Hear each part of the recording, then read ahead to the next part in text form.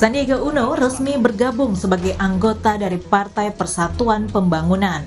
Bergabungnya Sandiaga ke Partai Persatuan Pembangunan disinyalir untuk diusulkan menjadi calon wakil presiden yang akan disodorkan sebagai pendamping Ganjar Pranowo dalam Pilpres 2024. P3 menyebut Sandiaga merupakan kandidat kuat yang bisa masuk dalam daftar bakal calon wakil presiden untuk Ganjar.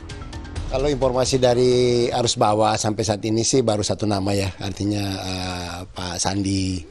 Siapa nanti yang akan kita dorong ya. Dorong bukan berarti harus otomatis jadi cawapres, karena kita kan pasti akan bicarakan dengan partai koalisi yang ada. Jadi kita akan dorong untuk masuk di sebagai kandidat cawapres. Tentu ada mekanisme internal yang harus kita lakukan, dan insya Allah itu kita akan lakukan dalam waktu dekat. Tak hanya nama Sandiaga Uno yang disodorkan sebagai bakal calon wakil presiden Ganjar, Partai Amanat Nasional, PAN, juga menawarkan nama Erick Thohir untuk dipasangkan bersama Ganjar Pranowo atau bersama Prabowo Subianto. Pembicaraan ini belum ada kata akhir, baik dengan PDIP maupun Gerindra, termasuk dengan Golkar, dan paket yang kami tawarkan, ke PDIP kami tawarkan juga Erick Thohir, ke Gerindra juga kami tawarkan Erick Thohir, dan paket Airlangga Zulkifli Hasan tetap hidup. Oleh karena itu tergantung pembicaraan-pembicaraan berikutnya, apakah ada titik temu atau tidak dengan partai mana, dan di internal kami sudah kami serahkan kepada Ketua Umum PAN untuk memutuskan kata akhir nanti. Kemana kita berlabuh, dengan siapa yang kita usung, itu keputusan dari Ketua Umum nanti. Hasil survei Litbang Kompas pada periode 29 April hingga 10 Mei 2023 menunjukkan jika nama Sandiaga Uno, Erick Thohir, dan Ridwan Kamil masih dalam keterpilihan tokoh paling layak menjadi cawapres. Sandiaga Uno memiliki elektabilitas tertinggi dengan 11,9%. Namun sampai saat ini komunikasi dan negosiasi antara partai politik belum menemukan kesepakatan untuk mendeklarasikan nama cawapres untuk Ganjar ataupun Prabowo. Tim Liputan Kompas TV.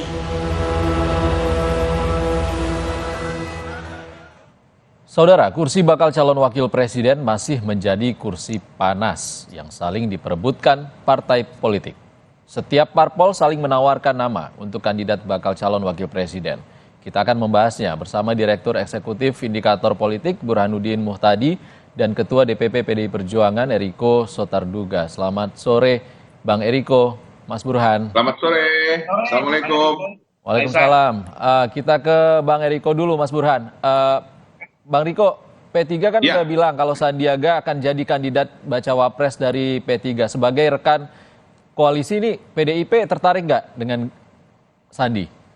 Ya, begini Bung Ihsan, untuk seluruh kita Mas Burhan dan juga seluruh yang menyaksikan ini, kalau kita lihat dari pertama kali bekerja sama antara PDI Perjuangan dengan P3, memang pada waktu itu P3 menyampaikan ada 4 nama calon.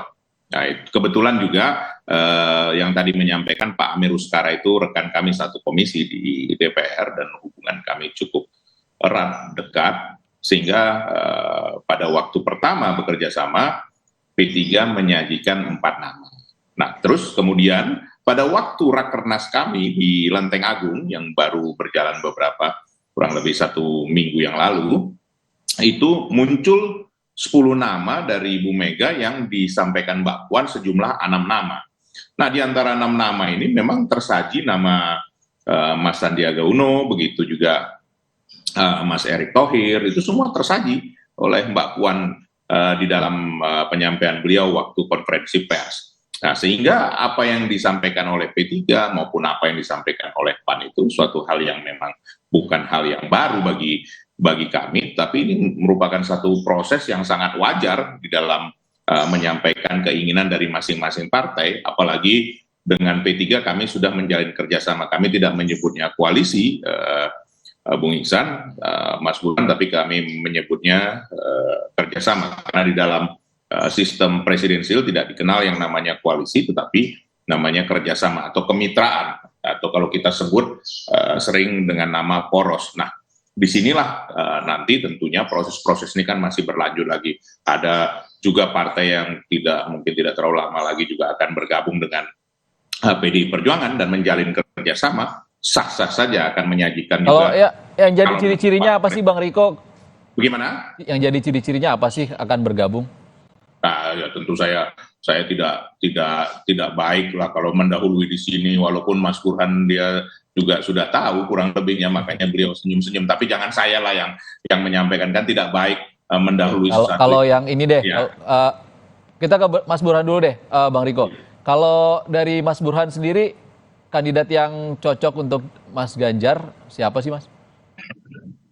Menurut saya tergantung kebutuhan.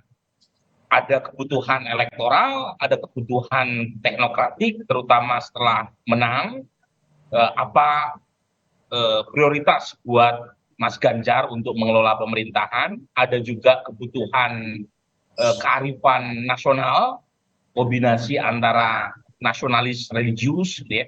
Ada juga kebutuhan logistik, karena bagaimanapun Pilpres membutuhkan dana besar untuk bisa menyapa pemilih seluruh Indonesia. Nah, di antara sekian banyak kebutuhan tersebut, tentu Ibu Mega punya pertimbangan tersendiri. Kalau misalnya kebutuhannya adalah elektoral, mau tidak mau, cawapres yang patut untuk dipertimbangkan adalah cawapres yang mampu memberikan kontribusi elektoral buat memenangkan pasangan capres-cawapres yang diusung oleh PDI Perjuangan. Tapi kalau misalnya kebutuhannya itu adalah governability, maka cawapres yang punya kemampuan teknokratik setelah memenangkan itu mendapatkan prioritas. Nah, yang paling ideal adalah dari 4 atau 5 kriteria tadi itu mengerucut pada satu nama. Jadi dia populer, punya elektabilitas tinggi, dia seorang teknokratik, kemudian dia juga mampu memberikan sumbangan ya untuk kebutuhan logistik kampanye.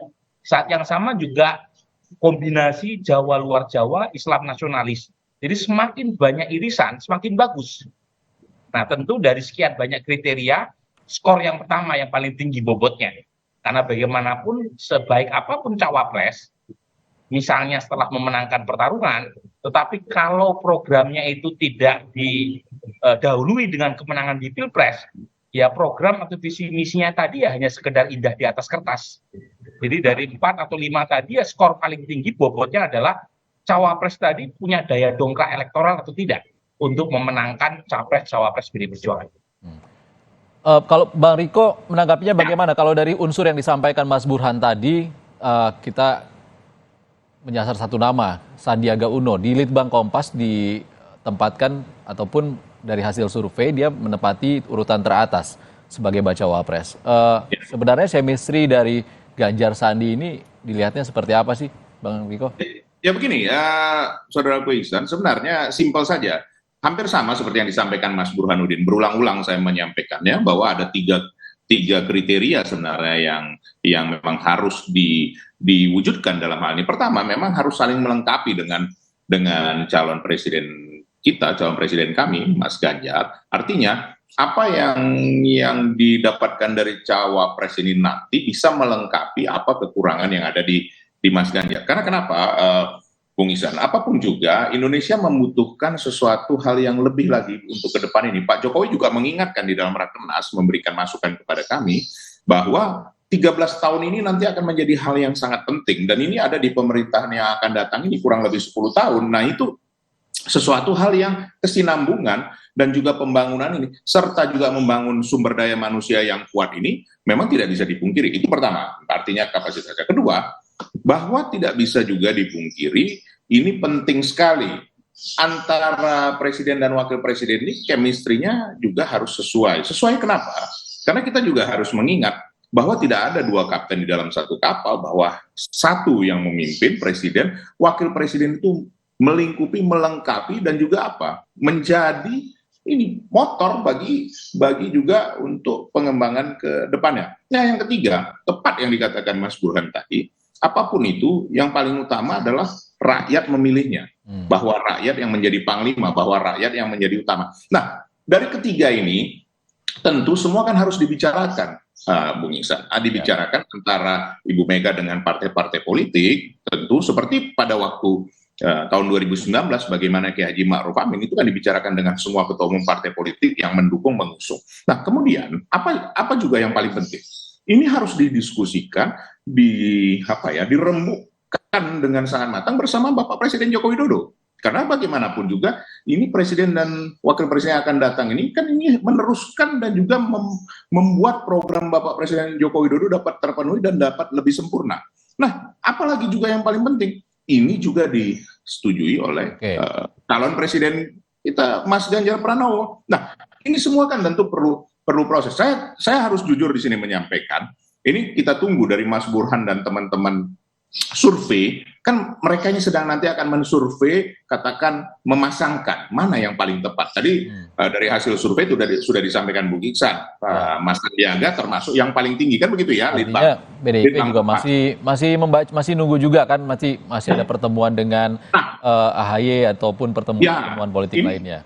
Ini berkesinambungan. Jadi pertemuan nanti Mbak Puan dengan Mas AHY, kemudian Mbak Puan dengan partai-partai lain di dalam waktu dekat ini, itu juga berkesinambungan dengan hasil survei yang dilakukan Mas Burhan dengan teman-teman, begitu juga masukan dari masyarakat. Nah, ini nanti pengkerucutan ini akan terjadi dalam 1-2 bulan. Ini menarik ini nanti. Oke, Bang Riko. Mas Burhan, kalau dari 3 nama yang paling teratas, ada Sandiaga Uno, Erick Thohir, ada AHY. Siapa yang paling realistis untuk jadi pasangan Ganjar Pranowo? Dari 3 nama tersebut, kalau pertimbangannya elektoral, itu Erick dan Sandi dalam margin of error bedanya. Tetapi Mas AHY mengalami tren penurunan dalam beberapa bulan terakhir. Nah, salah satu penyebabnya adalah Mas AHY kan menampilkan diri sebagai figur perubahan di saat approval rating Presiden Jokowi meningkat. Jadi jualan perubahan di saat approval rating Pak Jokowi naik tajam, itu bukan strategi politik yang tepat. Cuma masalahnya memang Partai Demokrat berada di luar pemerintahan, jadi tidak ada celah lain kecuali jualan atau narasi perubahan. Nah, menjadi menarik atau menjadi menguntungkan jika narasi perubahan tersebut terjadi pada saat approval rating Presiden Jokowi turun. Misalnya di akhir tahun lalu ketika Presiden Jokowi sempat menaikkan harga BBM. Tetapi kan tidak kejadian sekarang ini. Yang terjadi justru beberapa lembaga survei mencatat approval rating Presiden Jokowi 80-an%. Nah, ini kabar buruk buat Mas AHY. Tetapi menjadi kabar baik buat cawapres-cawapres yang terasosiasi dengan Presiden Jokowi, termasuk Erick maupun Sandiaga Uno. Nah, sekarang siapa di antara 2 nama ini yang dipertimbangkan oleh Bung Eriko? Itu kan tergantung dinamika 3 atau 4 bulan jelang pendaftaran. Kalau per hari ini sih sepertinya Mas Sandi ya itu mendapatkan momentum, satu karena beliau sudah punya kendaraan politik setelah sempat mengundurkan diri dari Gerindra, dan kendaraan politiknya itu punya Islamic kredensial, partai Islam, sesuatu yang mungkin buat Ibu Mega mendapatkan pertimbangan tersendiri.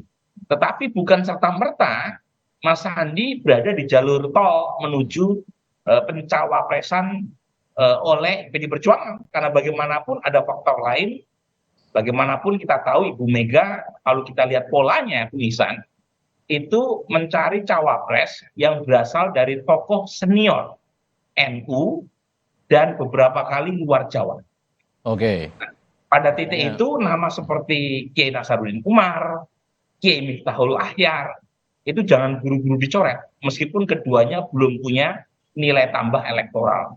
Jadi anything can happen. Kita lihat ke depan, jangan-jangan pendaftaran juga masih lama, dan kita mungkin manuver-manuver itu mungkin akan memunculkan nama. Salah satunya ada tokoh senior dari NU, ya Mas Burhan ya. Baik, terima kasih Burhanuddin Muhtadi, Direktur Eksekutif Indikator Politik, dan Ketua DPP PDI Perjuangan Eriko Sutarduga, sudah berbagi pandangan bersama kami di Kompas Petang. Terima kasih Bang Riko, Mas Burhan. Baik, selamat sore. Assalamualaikum. Waalaikumsalam.